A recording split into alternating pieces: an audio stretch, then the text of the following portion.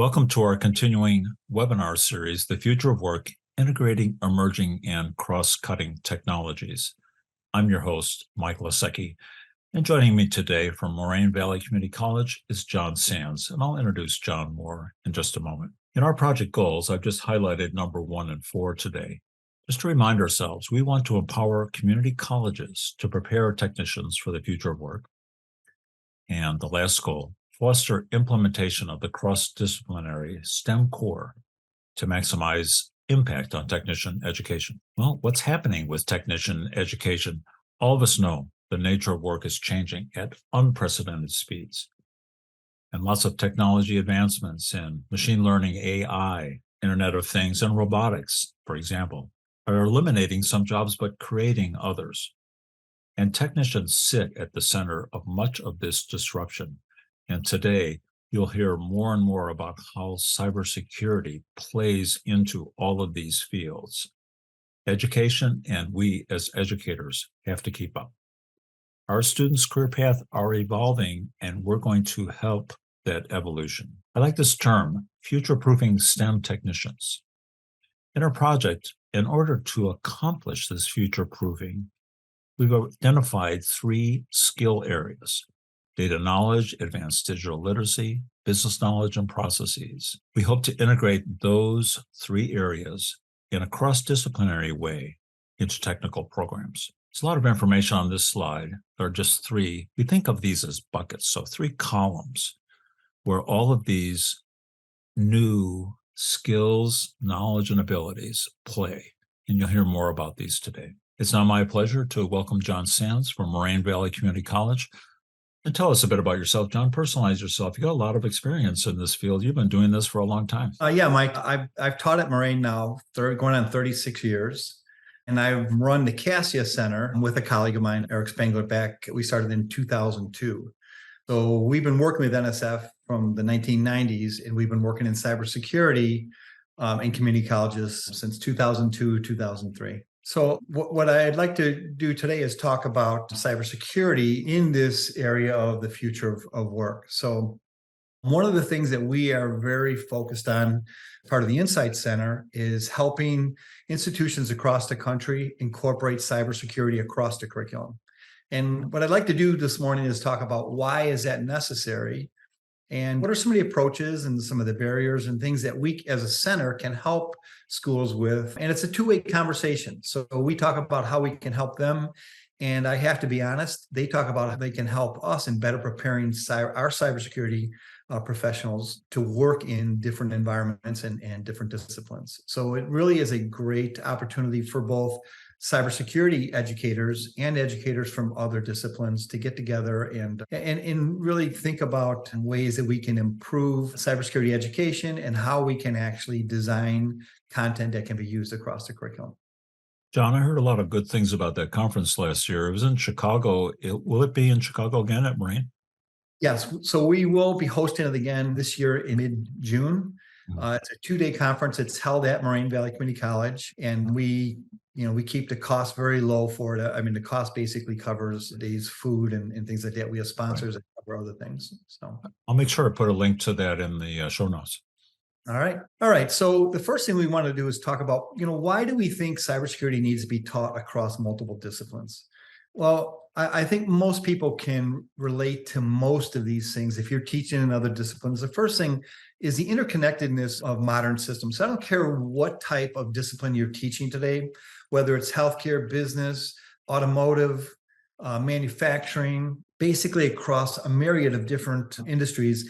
Everything today is interconnected through the internet and through automation. And that's going to become even greater as AI integrates into more disciplines and so on. And when we do that, we just naturally expose those systems to potential threats and vulnerabilities. And what we need to do is make sure that our workforce understands that. So if we're taking healthcare systems and we're interconnecting them to intelligent databases and automation and things like that, they naturally are going to have threats to those systems. And part of what we like to do is, as those things are being taught and how those systems work and are being used, we also want to talk about the precautions and the safety that's necessary in implementing and operating those systems. So it really is a two-phase approach. It's looking at the information technology aspect of it and the operational technology aspect of it. But the two of those have expanded the need to have, the majority of our workforce have to have some foundational understanding of how to keep those systems safe and what the threats are to those systems. Next area are the growing threats. We have seen that everything from nation states to many of the organizations that have implemented ransomware attacks have really found areas that they know are going to disrupt organizations. So we need to protect those links. So, threats like ransomware and, as the world of IoT expands and those end devices, those smart end devices are really vulnerable unless people understand how to secure those systems. And it's going to continue. Everything from, social engineering, phishing attacks, supply chain is now critically dependent on cybersecurity protection. We've already talked a little bit about AI. Part of what we try to do is let people understand this whole concept of advanced persistent threats. That if your organization is targeted by a nation state or by a group that's looking to profit, there are some really scary tools and scary technologies that they have available to them. And without some basic understanding of what those threats are and how to use countermeasures to protect against those threats, we really leave ourselves very vulnerable. And we could go on with zero-day exploits and now things in the cloud, a lot of cloud-based services increase the vulnerability. Excuse me for interrupting. I don't know what a zero-day exploit is. So a zero-day exploit, basically, most systems are covered by some type of intrusion detection systems or antivirus systems, things like that, right? Zero-day exploits basically are new exploits that these systems are not aware of. So how do we protect against, new types of threats, new signatures of these threats and so on? And we basically talk about the tools and the resources that are out there to help organizations do that. And people within those organizations that run those systems and maintain those systems and so on, how they can keep up to date on things like zero-day exploits and methods of protecting against those things. Okay. And then, of course, we have, insider threats. AI now, the misuse of AI is really something that's starting to scare this community, and that we've taken many steps now to work with federal agencies and others to protect against misuse of AI systems.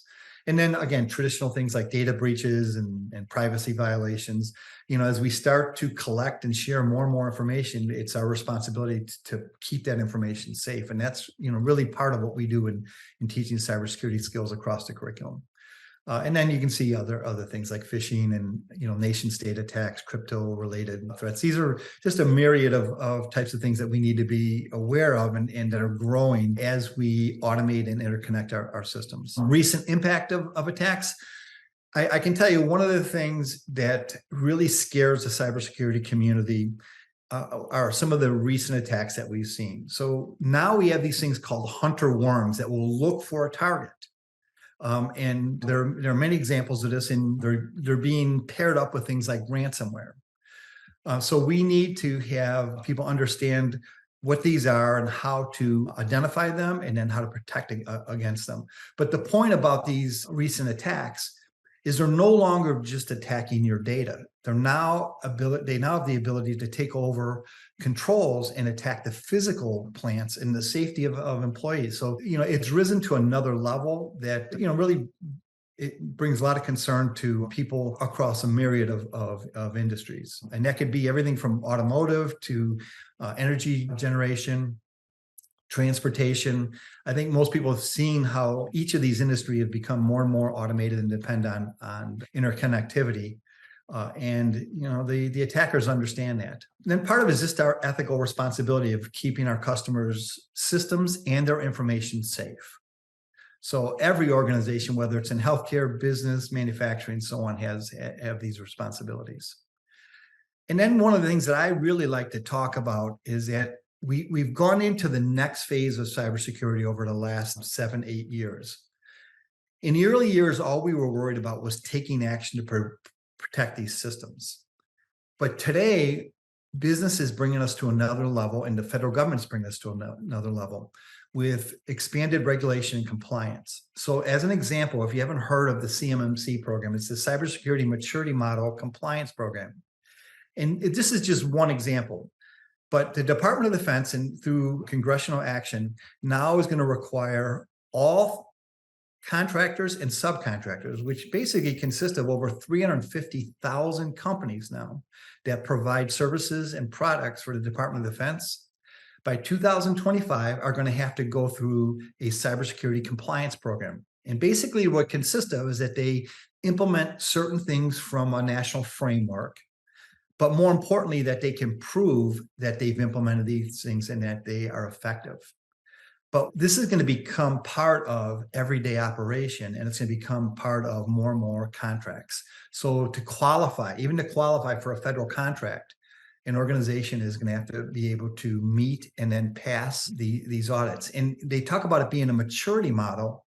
What's going to happen is that you're going to start at one level, and then expectations are going to be that you go to the next level, and then you go to the next level. And then ultimately we get to a level that we can trust our supply chain is fully compliant and protected. But there are many examples of these types of programs out there today, but it's one of the reasons that individuals across the workforce in different industries have to have an understanding of this, because they become part of that audit. They need to understand what are the mechanisms, what are the procedures, how do these things protect our organization? And part of a security audit is just that, is interviewing individuals that have to work with these systems and have responsibilities for these systems. So that's a big area. And I can tell you more and more schools have asked us, can you help us with this? Are there things you can help us prepare our students for this? And can you also share content that we can work with our local businesses in helping them prepare so they don't lose contracts and they stay competitive within with these Department of Defense contracts? And then finally, future workforce needs and demands.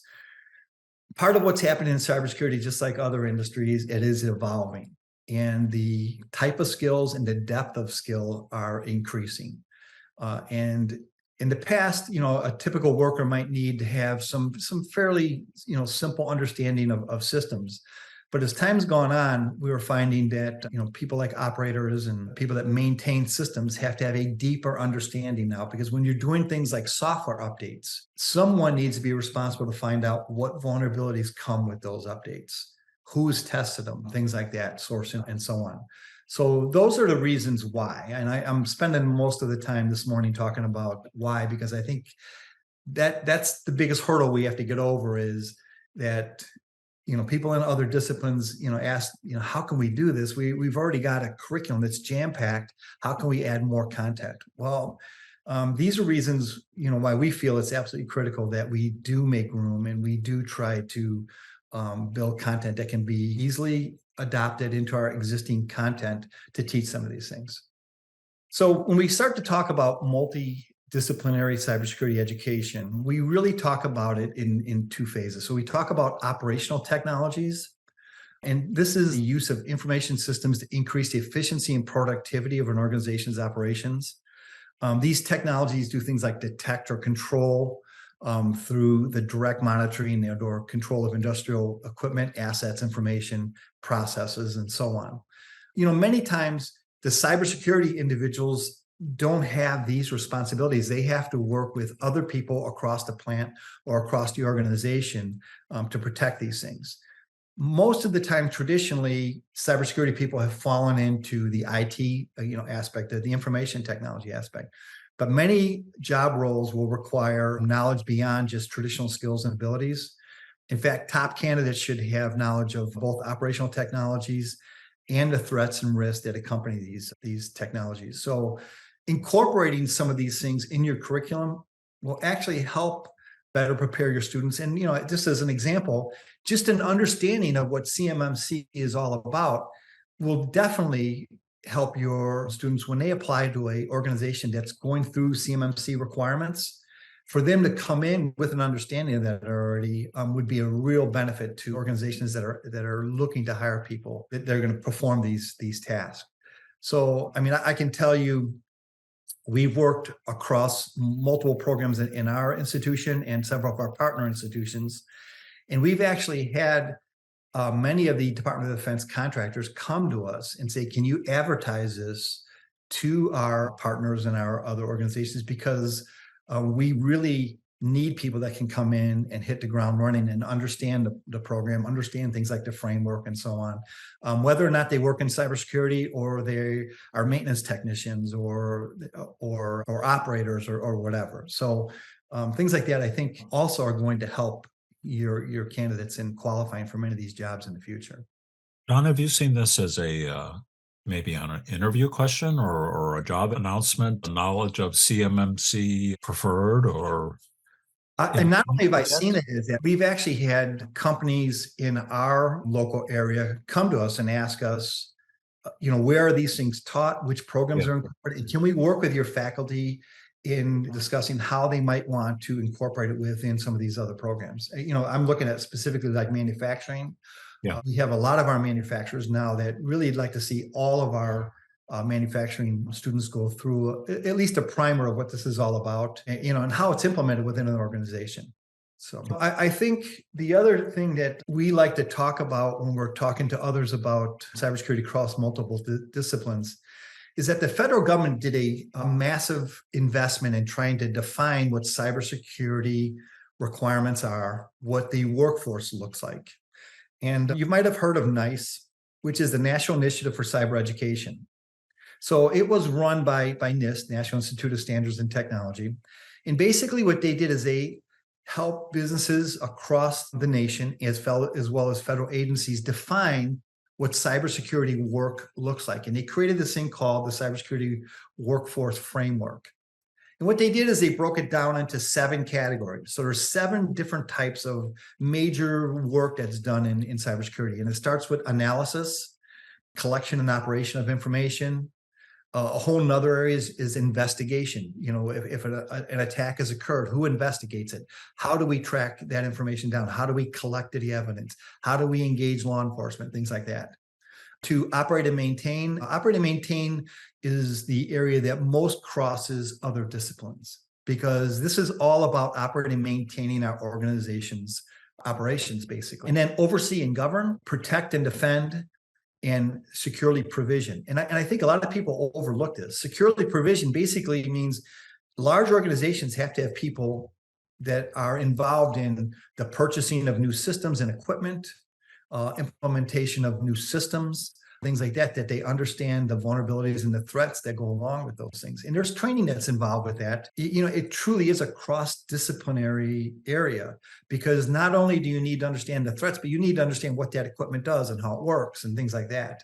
So that's just one example of an area that really has to be cross-disciplinary.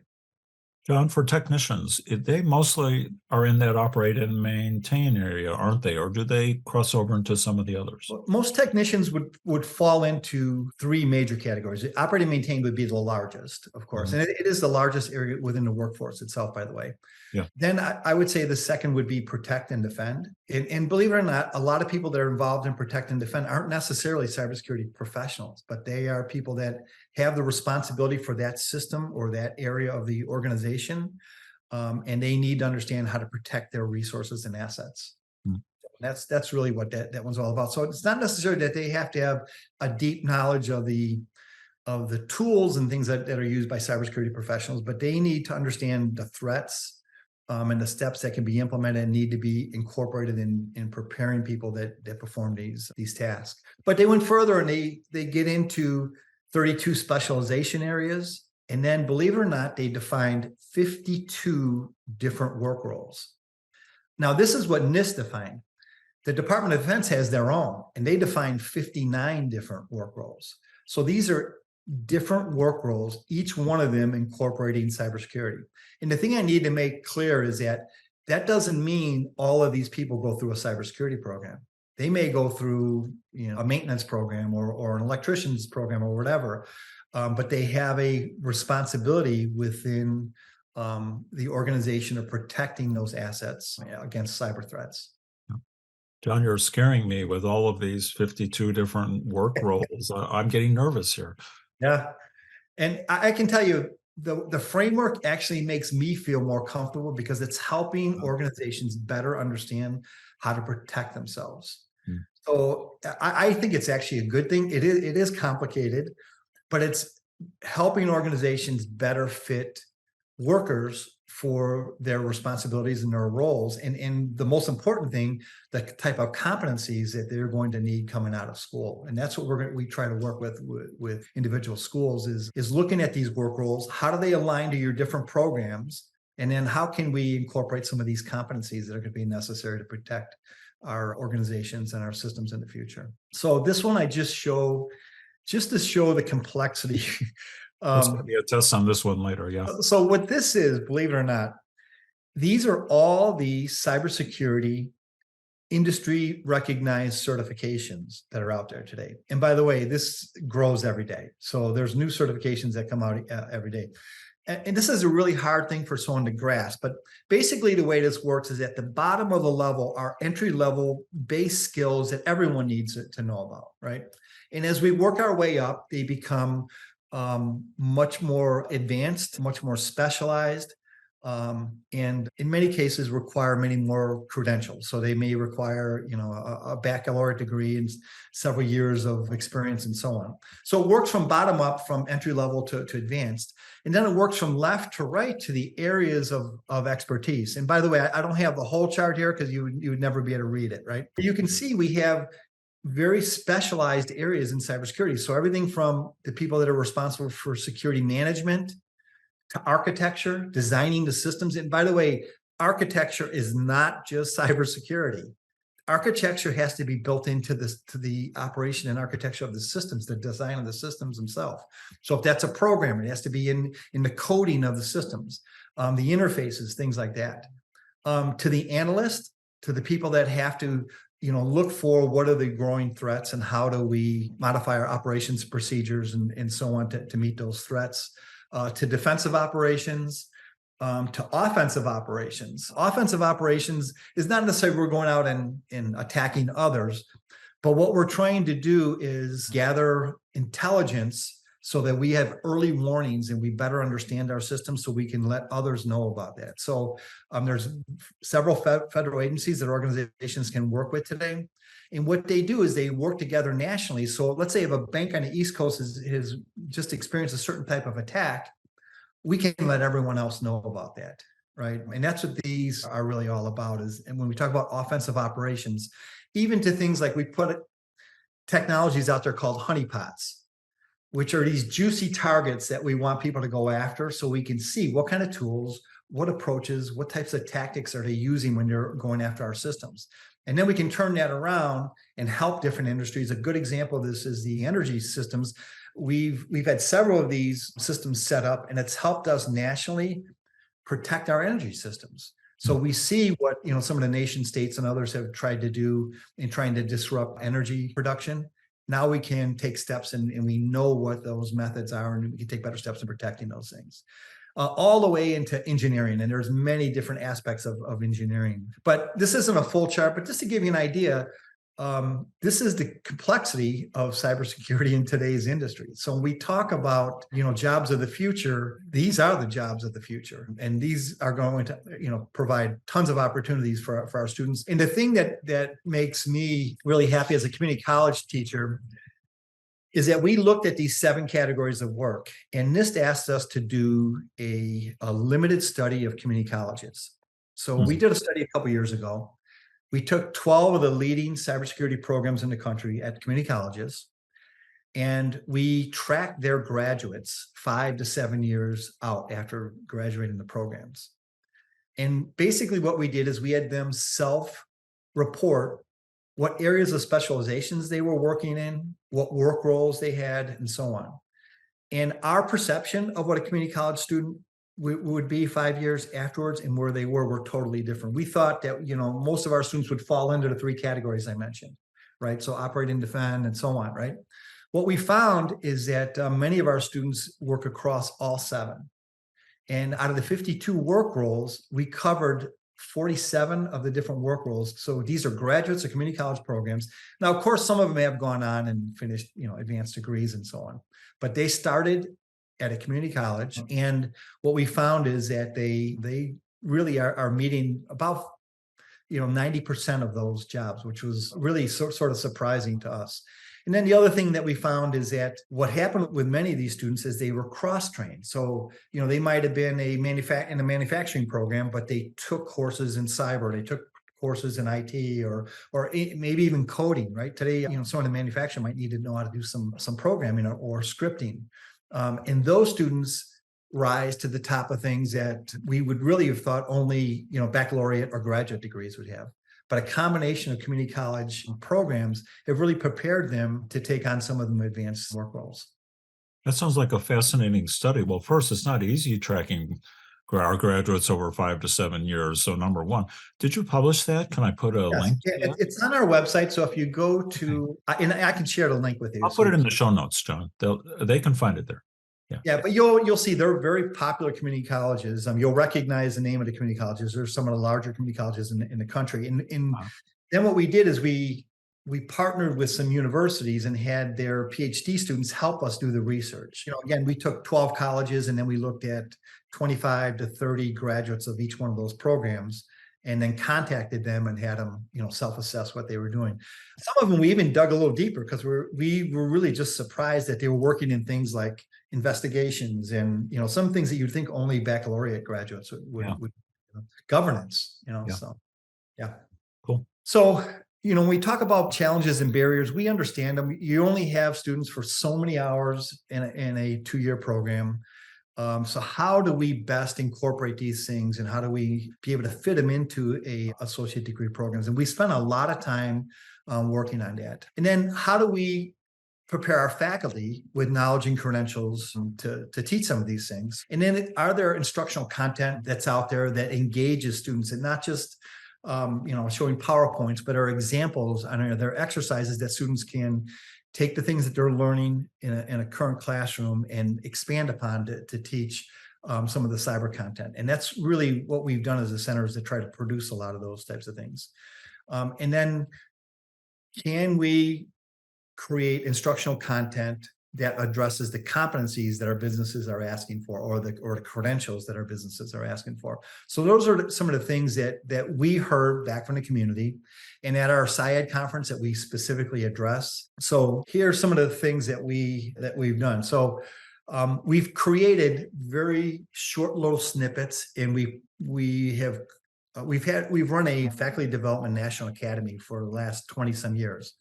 But over the last 4 or 5 years at Insight, what we've done is every summer we've run these smaller programs in a multidisciplinary fashion to bring together people from across multiple disciplines and teach them how to use some of these lessons and some of this content within their existing programs. In fact, part of the program is we help them design it to incorporate it where it might fit best, and what exercises might work best, or in some cases even customize some of this content to match what they're currently teaching in the classes.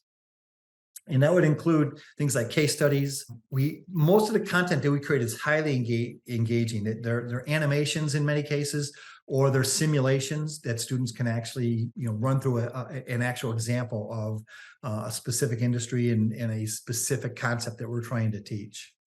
And then the other thing is that there are extracurricular type of activities that students can get involved with. There are many different types of student skills competitions that incorporate some of these things. And then the last thing, I think the most important thing, is the idea of building learning communities, so that we bring our manufacturing and our electronics and our IT, our computer science faculty together to design lessons that incorporate some of this content and where it fits most appropriately. And in many cases, as we do curriculum and program updates, that they incorporate these things, and that they engage their local business advisory committees. And the idea of bringing learning communities together, I think, has been one of the things that's helped us the most. So we have our computer science faculty, we have our information technology, our manufacturing, and so on. And we have a advisory committee that we bring each of these members of the learning community to our advisory committees. And I think it's made a big difference. So these are just the resources that we'd like to share with you. So I'll give you a list of URLs where you can reach these things. But our biggest thing is we have what we call eMates. These are animated lessons that are on myemates.org. There's currently over 140 of these, but they're not just cybersecurity. they're math. Some of these are in basic science. Some of these are in, basic mechanics and things. So what we've tried to do is incorporate these things so that if a student needs these math concepts to understand this cybersecurity concept, that we sort of package them together. And what we found in many cases is people coming from other disciplines saying, I could have used that anyhow. Scientific notation, I've taught that for years. This is a great way to teach scientific notation or engineering notation or factoring or things like that, right? So they're not only help us in providing instructional content for cybersecurity, but they probably add to existing curriculum in other areas. A really good example is like logic and logic gates. We have e-mates out there now to teach basic logic gates, but then we show how that's used in cryptography and so on. So whether it's someone programming a PLC or a piece of machinery that needs to understand logic, they can use that content for that, as well as how to protect that system then with encryption. There's games that we've created. One of the unique things that we're working on right now is a 2D, 3D environment. So we started this off by basically using it to teach career orientation. So, how do we bring someone into a secure environment and let them see what cybersecurity people do? So we have a full 3D environment and challenge that students can go through. But now we're expanding that. So this year, we're going to bring one out about cyber ethics. And we're going to start to do some on other areas of cybersecurity, like cryptography, incident response, things like that. And you might want to see the approach that we've taken, because I know that there's, interest in using these technologies in other disciplines. Embedding AI, lots of opportunity for embedding AI. In fact, we're going to have a course on that this summer through our academy. And then we have a virtual lab environment that we share with other institutions. They may only be using 5 of our labs, but this way they have real equipment in a real cloud that's protected that they can use in teaching some of these concepts. And then finally, we have a series of case studies that are available to the faculty members. Excuse me for interrupting, John. Could you expand on what embedded AI means? Are you talking about chat CBT? Are you talking about AI that's now being used in some automation technology to better manage things? Or what does that mean, embedded AI? So what embedded AI is how can we embed AI systems within the operation and maintenance of our systems so we can do a better job of things like threat analysis. We can better predict a big challenge is even things like change management. When we change things within an organization, what are the best ways to let people know about that, and what are the best ways that we can take steps to ensure that doesn't interrupt our operations? And that really falls under cyber, believe it or not. So sure. Okay. Yeah. So these are just examples of the libraries. So you can see in here, we teach everything from blockchain and basic cybersecurity, what a digital signature is. Some of these things, your technicians are having to deal with them now. To RSA, like I said, engineering notation. But you can see these are the categories, and each month we have new ones that are out there. So we have a large library of cybersecurity. We have a sub-library in cryptography. We talked about CMMC, what that was all about, right? Well, we have e-mates in there that teach the framework and how CMMC should be incorporated within other curriculum. And there's actually content and lessons that you could use within your programs, to networking, programming, mathematics, even electronics. So those are examples of what's in our library. Then we love to use other technologies. So if you've used CryptTool, we've created a whole library of exercises in CryptTool that basically teach us how to protect systems using cryptography. All right. The other ones are things like Packet Tracer, which is a simulation tool that we use. And then there are other online simulators and tools that we share within our environment. And it really starts with, having faculty members sign up for our summer programs. They're all free. And when they take a class with us, they get access to these resources. We show them how to use them. And then, of course, part of what we've been doing is developing more games and trying to gamify some of these things. So we're working with Purdue University and others in creating simple games to teach concepts and to reinforce understanding of these concepts. Cool. Yeah. So action items. First thing I would do is encourage you to look into the SIAD conference. Again, it will be in Chicago this year. June 13th. We can share the link with you. Mhm. It's a really good time to get together with others, and we break up by discipline, and then we work in groups of cross discipline. But it's a two-way conversation. We share all of these resources as part of it.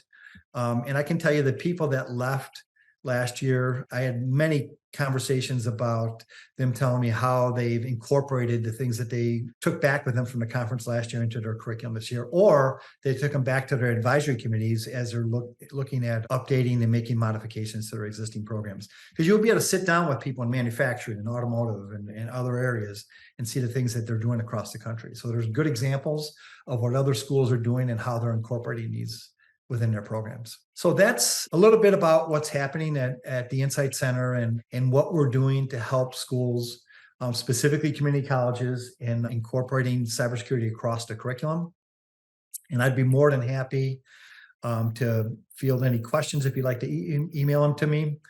And I would encourage you to go to our website and look at faculty development opportunities this summer, and then the vast array of resources that are available to you if you're interested in incorporating some of these things. No, John, we really appreciate that offer and all the tremendous amount of resources out there. Just amazing for some of the things you've talked about.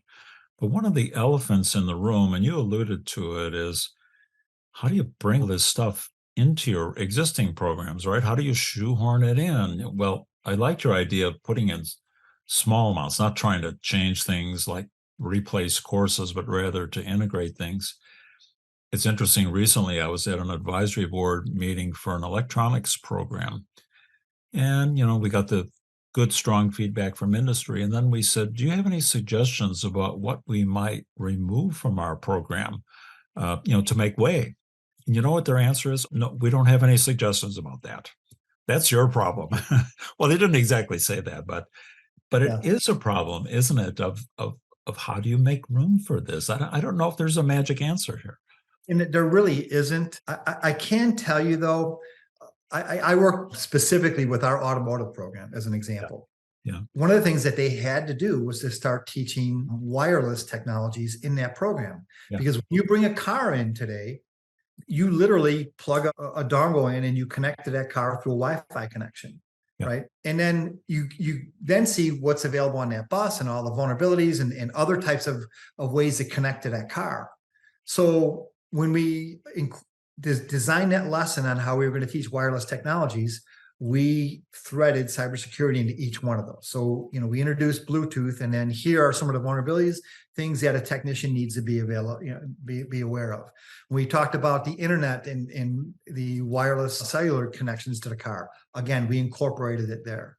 And then we talked about smart modules within the car, which I didn't even know these existed, that tell the car to report back to the dealership that something needs maintenance or replacement or whatever.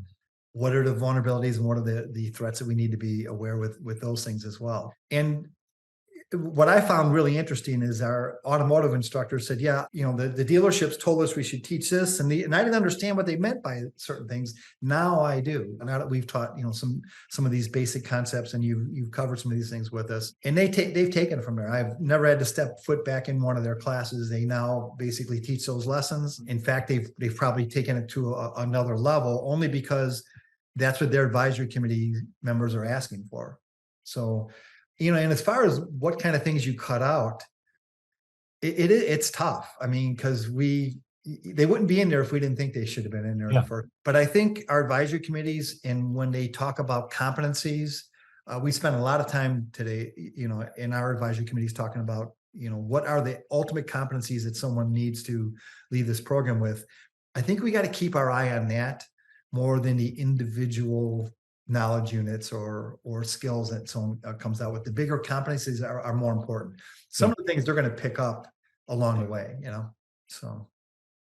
All right. Well, John, just perfect. I'm fascinated today. I learned so much just talking to you, and I think this whole cyber area it's the essence of a cross-disciplinary, how it fits into all of the things that you've talked about today. So we're very pleased to have that as an example for us. Yeah, thanks for inviting me. And again, it's important. It's important not just to us in academia, but it really is important to us as a nation to keep our systems safe and to keep our workforce, knowledgeable to make sure we don't experience the types of breaches that we've seen in the past. Cool. At our website, John, preparingtechnicians.org, we also have some tools and resources. There's a paper on this framework approach to the cross-disciplinary core. We have instructional cards that are brief learning activities. It's not exactly like the e-mates, but in some ways they're very complementary to the e-mates that you talked about. And we have a podcast series that features cutting-edge industry interviews as well. And we have a number of webinars like this one, John, that are recorded in our series that we like to share. Here's an example of some of those instructional activity cards. I mean, just looking at the very first column under data knowledge, we have activities on data visualization, using spreadsheets, analytical tools, things like that. So I invite people to check out those resources. Here's an example of the podcast, and the one right in the middle, John, episode 37, Christine Christensen, who talked about how they worked together at your college to integrate from the business side and the manufacturing side, the electronic side. Very fascinating podcast, and we enjoyed having her and her colleague on board. And again, recording of this webinar series are at preparingtechnicians.org/webinars, and additional professional development resources are available on that site, plus all of the different resources that you listed today, John. So thank you. That concludes our presentation, folks. John, thank you again.